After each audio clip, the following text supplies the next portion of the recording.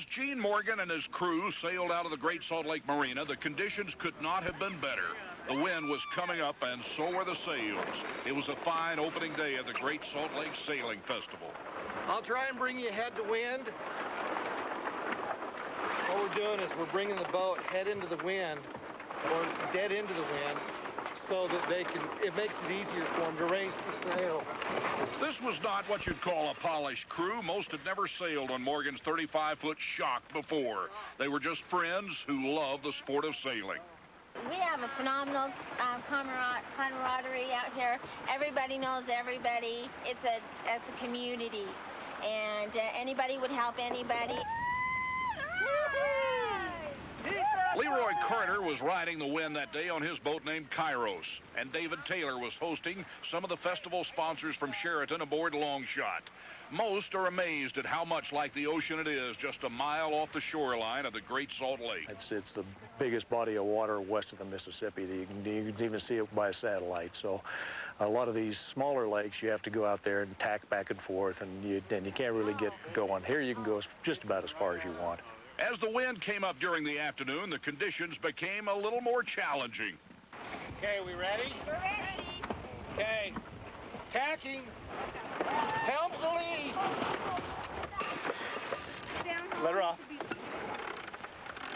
We're trying to stay in the groove, as they say, and I'm keeping the boat oriented to the wind, and I'm watching the sails, and I'm watching the boat, and feeling the boat through the tiller, and just kind of riding the edge, and that is a lot of fun. It's great when it blows like this, and we can do that. In the stiff breeze that afternoon, we were cruising, at times making more than 5 knots. Within an hour, we were miles into this inland sea. I don't know, what, you guys want to try a spinnaker? Yeah, we do. Oh my God. Yeah. Should we do it? Let's do one. Come on, we can do that. It's not blowing that hard. The spinnaker is a large head sail used on racing yachts. The Longshot crew was running up their spinnaker at almost the same time. Its bright yellow silk snapped to attention across the fretted surface of the great Utah Ocean. Okay, I'm going to heat it up just a little bit, you guys, because we're kind of deep right now. Heat it up means we're going to come up a little closer to the wind. Up.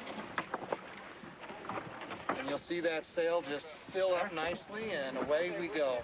For some, it was the experience of running that spinnaker up in the face of a stiff wind.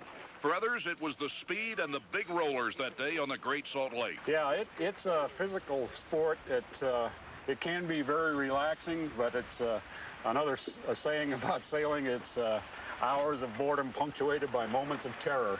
It's great fun. It's a beautiful lake. Most people don't realize the beauty that's out here. In a few hours we'll have a sunset that's just beautiful.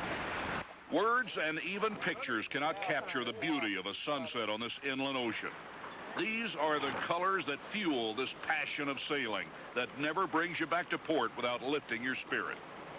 The Great Salt Lake Yacht Club welcomes those interested in learning the sport. You can visit the marina on the south shore of the lake any weekend or contact the Yacht Club for info on classes for junior and adult sailors. Their address, www.gslyc.org.